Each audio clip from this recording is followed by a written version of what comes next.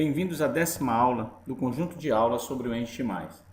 Hoje iremos falar sobre coleções de registros. Até a aula passada, nós temos tratado basicamente de registros individuais, como consultá-los, como incluir e excluí-los. Hoje a gente vai aprender a fazer a recuperação de um conjunto de registros de uma tabela, as técnicas de recuperação desses registros com seus diversos métodos. Ok? Então, para relembrar, eu tenho então uma tabela produtos e quando a gente manda gerar o código, eu vou ter minha classe de produtos que representa um registro, é o que nós temos visto até agora, e a coleção de produtos que me representa um conjunto de registros. Cada classe dessa com seus métodos, propriedades e eventos específicos. Não vai ser diferente então com a coleção de registros, tá? Então vamos, se a gente olhar a estrutura aqui, por exemplo, de CallTB produtos, tá? Nós temos aqui a classe e ele herda collection base, ou seja, vai ser uma coleção. Cada item da coleção de CallTB products, na verdade, é do tipo CLSTB products. Então, para a gente começar a mostrar os métodos de consulta, não só os métodos de consulta, como diversos outros métodos aqui que nós temos, ó. Classe base, a string de conexão, que a gente já viu que nas classes de registro também a gente possui, que é a string de conexão para fazer uma consulta, para fazer uma persistência, etc. Mensagens retornadas podem ser mensagens de sucesso ou erro. Propriedade erro, que retorna true caso aconteça algum problema em alguma operação. Ativar a validação e a validação ou não dos dados num evento, ou num método, melhor dizendo, de salvamento. Em um método de salvamento, nós vamos estudar mais à frente total de inserts feitos, total de updates, já que a gente está trabalhando com um conjunto de registros. Assim como nas classes de registros, nós temos também consulta em cascata, que é uma propriedade que diz quando você liga ou desliga o encadeamento de objetos relacionados. Tá? Da mesma forma que nós temos lá nas classes de registro, nós temos também na coleção de registros. Isso aí vai ser passado a cada item específico. Né? Essa propriedade em cascata ela é passada da coleção para o objeto individual da classe de registro também, individualmente cada um. Quantidade máxima de registros a serem retornados numa consulta e assim uma outra série de detalhes, de eventos e de métodos e propriedades que nós vamos ver durante algumas aulas. A principal forma de você consultar um conjunto de registros, ou melhor, de você instanciar uma collection de uma classe, uma collection de registro, uma coleção de registro, é pelo seu método construtor new, assim como nós vimos com as classes de registro. Então nós temos aqui um método new, onde você passa uma série de parâmetros para fazer a recuperação dos dados de uma tabela.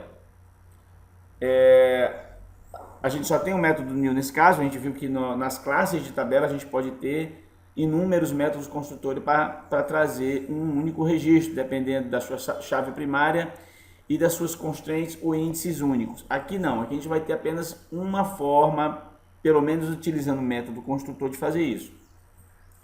Bem, gente, o primeiro parâmetro que a gente tem que passar no método construtor, caso você queira não somente instanciar, mas trazer um conjunto de registros, é esse aqui. A gente não vai tratar sobre esse primeiro parâmetro, porque ele é um parâmetro obsoleto, a gente não vai utilizar mais, e a tendência dele é nas próximas versões a gente não trazer mais ele.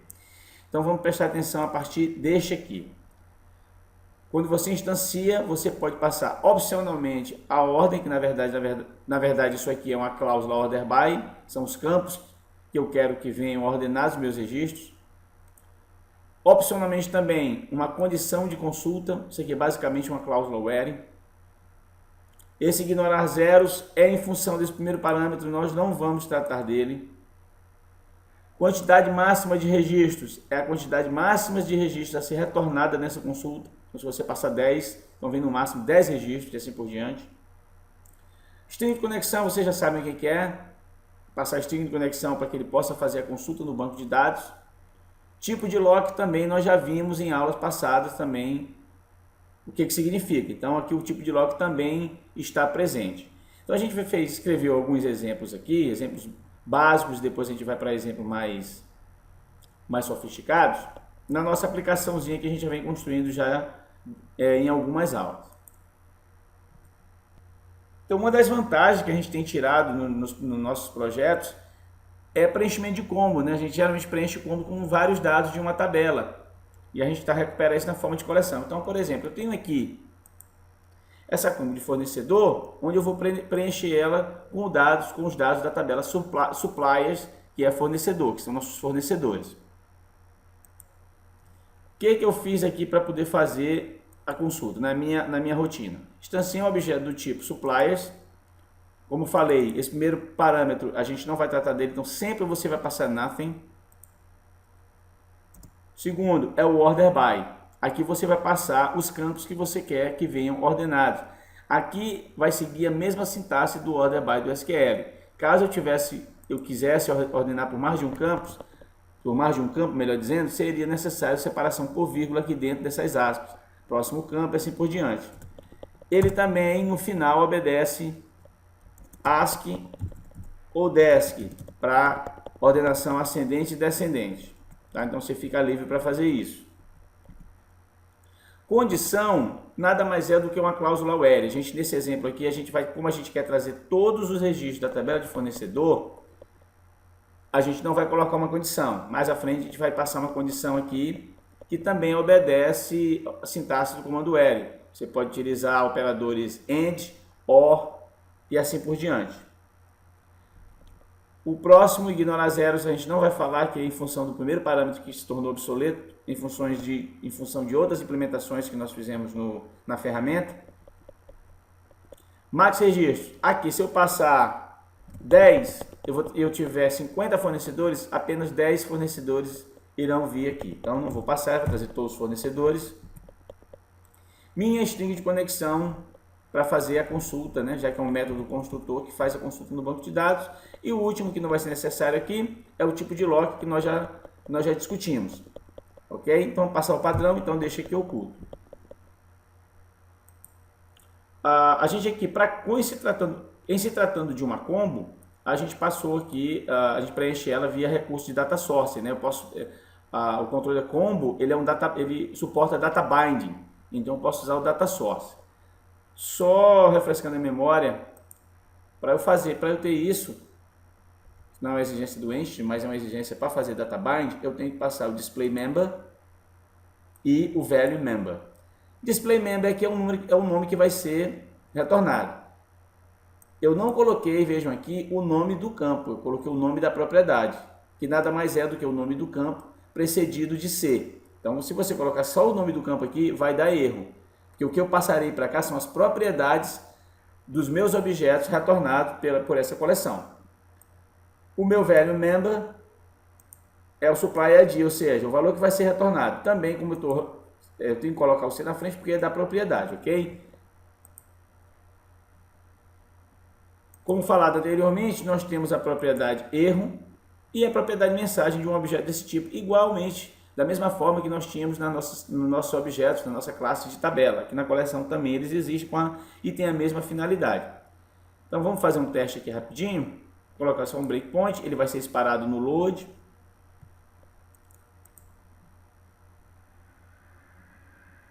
Ele executou aqui a consulta, não deu erro. Vamos ver quantos itens, vamos ver a propriedade count, ele é uma collection, então ele possui count, 29 itens retornados. Passei para minha combo está preenchida. Então a gente viu um recurso bem básico de consulta, utilizado aqui para, por exemplo, você vai fazer isso muitas vezes para preencher suas combos, list view e etc. Controles que suportam databind ou não. Caso um controle não suporte databind, você pode fazer via lógica, via for next, por exemplo. Vamos ao nosso outro exemplo, que é isso aqui. A gente também está utilizando a instância de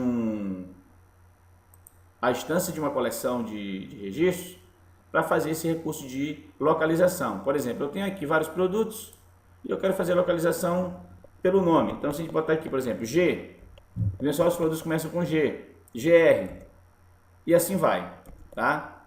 Ele vai fazendo o filtro.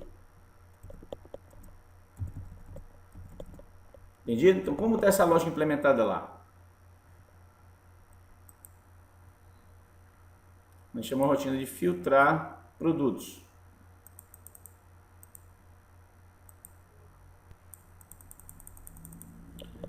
Eu vou instanciar, na verdade, esse objeto já foi instanciado, que ele é um objeto que foi declarado no escopo da nossa classe, para que nós pudéssemos utilizar eventos, né, como a gente mostrou no exemplo passado. Então, não preciso instanciá-lo novamente. Eu simplesmente faço um new, renovo ele. Como o método new é um método de consulta, eu posso passar os parâmetros. Então, o primeiro parâmetro eu passo sempre nothing. No caso de C, você vai passar null. Minha cláusula order by. Minha cláusula order by vai ser product name, ele vai vir organizado pelo nome do produto. A condição está montada da seguinte forma. Falei para vocês que ele segue a mesma sintaxe da cláusula where do SQL. Então, nós criamos aqui uma checkbox que, quando marcada, vai consultar aquele valor digitado em qualquer parte do campo. Até agora nós vimos o seguinte, nós vimos que a gente digita o início da palavra e ele encontra. Então, por exemplo, quando a gente colocou GR, todos os produtos que iniciam com GR apareceriam. Caso eu marque isso aqui e coloque, por exemplo, SOS, como tem aqui, tudo que tiver SOS, inclusive esse produto, vai aparecer, né? Procure em qualquer parte do campo. Então, isso está descrito bem aqui, ó, na nossa condição. A gente criou a variável condição e, de acordo com o valor dessa checkbox, eu posso colocar uma cláusula like, consultando, vejam aqui, ó, isso é familiar para todo mundo, consultando em qualquer parte do campo e aqui consultando apenas no início do campo. Eu passo essa condição nesse momento aqui, certo? Ignorar zeros não vamos tratar, sempre deixa em branco. Quantidade máxima de registro, eu quero todos, então não vou limitar, mas você poderia fazer uma limitação de N registros aqui. Então vamos, aí basicamente ele consulta, localiza se der erro, sempre você deve utilizar esse tipo de estrutura para saber se houve um erro na consulta, o servidor está no ar, está disponível, a rede está ok, então sempre use isso, essa propriedade, para testar se aconteceu algum erro e retorne o erro aqui pela propriedade mensagem. E aqui a gente verifica, nós incluímos, né, os dados do produto aqui, ó, as propriedades, o nome do produto, através de um encadeamento, ó, encadeamento TB, eu busquei quem é o nome do fornecedor desse produto, ó, através dessa propriedade que nós já conhecemos, chamado encadeamento de objetos, que só voltando a falar, pode ser utilizado, se você tem encadeamento de 20 objetos, você pode navegar na estrutura desses 20 objetos a partir de um único objeto instanciado e fazer qualquer operação, certo? Então vamos testar novamente. Voltando na aplicação. Como nós já vimos, né? GR e filtrou. Vamos colocar agora todos os campos. Qualquer parte do campo, colocar BO. Então tudo que tem BO, independente da posição, veio. Ok? Um detalhe importante. A gente verificou aqui que produtos, ele já tinha se distanciado no escopo da classe, então eu só fiz renová-lo aqui com o construtor new. Eu também poderia fazer o seguinte. O construtor new, gente, internamente lá na biblioteca que o ente gera para vocês, faz uma chamada de um método chamado consultar internamente. É uma ponte, na verdade. O new é uma ponte para esse consultar. Então eu posso também usar esse consultar aqui, ó. Em vez de ter isso aqui, eu poderia fazer isso aqui, ó. Aqui, ó, objeto produtos e chamar o método consultar. Ele vai pedir exatamente os mesmos parâmetros. Então, ao invés de ter feito com o new, eu poderia também chamar o consultar a qualquer momento, bastando para isso o meu objeto estar instanciado. Ok? Uma vez instanciado, eu posso usar ou renovar ele com o new ou chamar o método consultar. Ok, continuando então. Nós temos também aqui, a gente criou uma outra forma de consulta, o botão localizar para a gente consultar ele por fornecedor. Vamos voltar ao ente. Em produtos. Assim como a gente utilizou o método construtor new e o método consultar, que fazem basicamente a mesma coisa, a gente pode escrever consultas específicas para nossas classes. Então, por exemplo, Se eu quiser fazer uma consulta especial, eu posso fazer uma consulta através dessa interface que nós temos aqui. De cara, a gente já verifica que Products tem duas consultas já prontas, duas subs de consultas já prontas. Tem a sub New Suppliers e a sub New Categories ID. A gente verifica aqui que ele diz o seguinte: criado automaticamente para a coleção Call Categories, para essa, e criado automaticamente para a coleção Call Suppliers também. Explicando para vocês o que significa isso. Vamos na tabela Suppliers. A gente verifica que Supplier está linkado, está estabelecido aqui um link, um encadeamento com produtos. Da forma que, no momento que eu consultar um registro na tabela Suppliers, eu possa ver, através de propriedade de navegação TF, todos os produtos que estão lá. Ok? Voltando a produtos. Categories. Vamos na tabela Categories agora. E existe também o encadeamento aqui. Em função dessas tabelas relacionadas estarem encadeadas na tabela de produtos, o ente criou essas rotinas de sistema, cuja função delas serem utilizadas justamente para fazer o encadeamento desses objetos. Esse encadeamento de objetos, através de propriedade de navegação TF, de tabela filha, não vem de graça, elas vêm através desses métodos. Também, uma vez que elas estão disponíveis a partir da minha classe, no caso aqui a classe produtos, eu posso utilizá-las. A gente verifica aqui, suppliers, ele recebe um parâmetro que é o supplier ID, um operador de igualdade. Então, naquela nossa rotina bem aqui, eu utilizei para fazer a consulta, eu pego o valor, o código do fornecedor, que nós já vimos através do Selected Value, eu pego o código do fornecedor e passo como parâmetro para quem? Para minha rotina New Suppliers, ó. Ok? Não precisei passar a string de conexão, porque o produto já tinha se distanciado com essa string de conexão. Então aqui no final, a gente não precisou passar. Só passou o código do fornecedor, que é justamente o que a rotina pede aqui. Então você já tem automaticamente, além dessa rotina estabelecer o encadeamento desses objetos, dessas duas classes, você pode utilizá-la também. Então aqui, ó, eu posso utilizá-la para fazer a consulta de todos os meus produtos pelos fornecedores.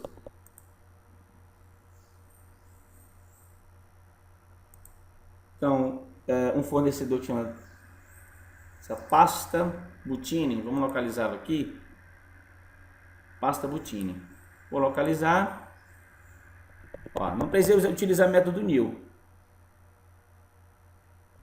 Ele vai, executa New Suppliers, passando aqui o código do meu fornecedor e vai me trazer os produtos para esse fornecedor. Então, os produtos são 2. Ok? Então, você tira também proveito desse recurso, né?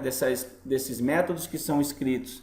São métodos de sistema que são escritos para fazer o link, para fazer o encadeamento de classe, você também pode utilizá-lo. Outra forma também é você criar seus próprios métodos. De repente você não se sente confortável ou não acha legal utilizar o método new e passar no parâmetro de condição as condições que você quer. Você queria construir seu próprio método dentro da sua classe. Então, por exemplo, para ter aquele mesmo efeito de consulta,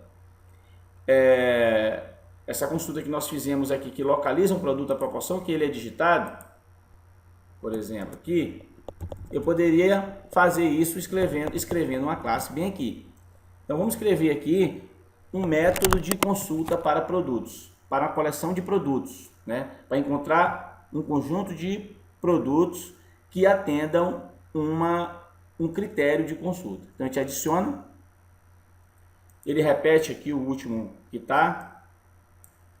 Vamos colocar o nome novo, vamos chamar aqui de pesquisar produto nome, ok?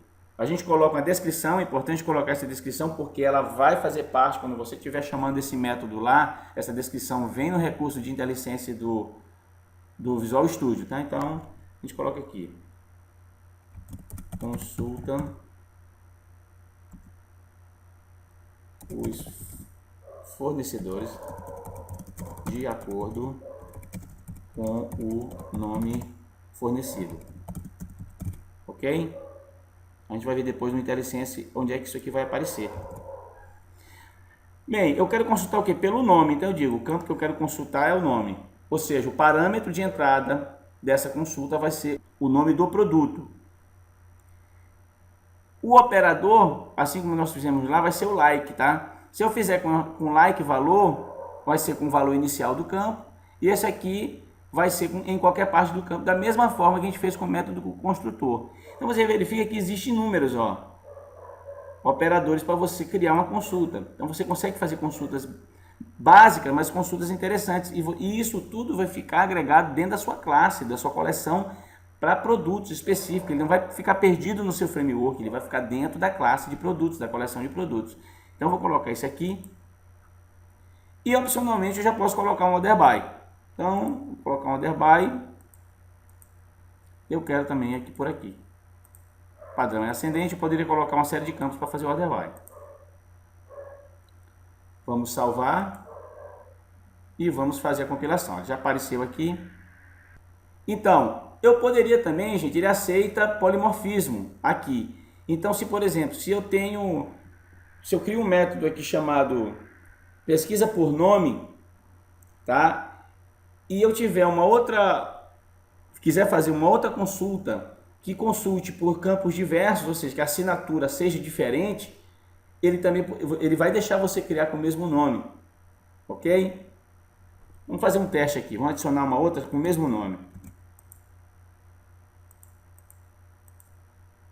Ó, já deu falha de overload, porque eu não passei parâmetro nenhum. Se eu passar aqui o product name, ele também vai dar falha de overload, porque eu tenho uma string, mas se eu passar 2 parâmetros, vou fazer uma consulta diferente. Esse meu pesc produto nome vai pesquisar, claro, por produto, só que agora vai ser em qualquer parte do campo e apenas para produtos que não estejam descontinuados. Então, produtos, eu vou passar aqui para essa descontinuada, eu vou passar o valor 0, ok? Ou seja, agora eu consegui fazer, ó, o overload agora foi permitido porque eu tenho assinaturas diferentes, ok? Então vamos salvar novamente. Então nesse caso ele permite eu fazer o polimorfismo, porque as assinaturas são diferentes. Vou compilar o projeto. Ok, nosso projeto foi compilado com sucesso, vamos fazer a alteração no nosso código. Então vamos lá na rotina de filtrar produtos. Então não vamos usar mais essa estrutura, vamos simplesmente fazer o seguinte, vou comentar isso aqui e vamos fazer da outra forma, só fazer uma atualização nas nossas classes, tá? Como houve a compilação do projeto, ó, então, atualizando aqui, dando 2 cliques aqui para atualizar nossas bibliotecas. E vou fazer o seguinte, obj produtos,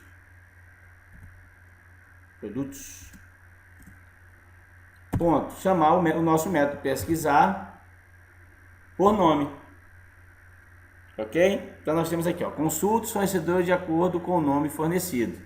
Então aquela descrição que nós colocamos lá, ó, apareceu aqui, por isso que é importante a gente colocar, porque fica um framework bem comentado, a sua equipe de programação, de programadores, vai ter um suporte, né, desse recurso, então é bastante interessante.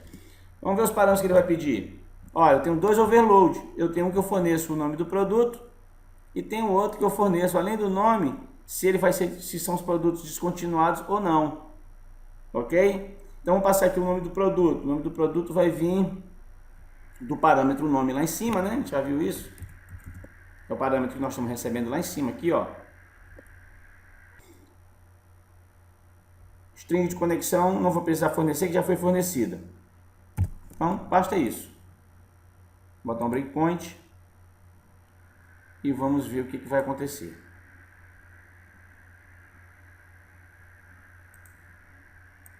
digitar um caractere só, ele já vai partir para lá. Então tá vindo aqui, ele vai executar nossa pesquisa, nossa pesca em próprio nome. Não deu erro e encontrou. Vamos ver o que ele encontrou. Da mesma forma que nós fizemos com o método tradicional, o método consultor new, ou com o método consultar, a gente obteve aqui só que criando uma rotina de consulta específica para isso, ok? Então, gente, por hoje é só. A gente fica por aqui. Na próxima aula a gente vai tratar mais métodos, funções, propriedades e eventos com relação à coleção de registros. Então a gente se vê na próxima aula. Até lá!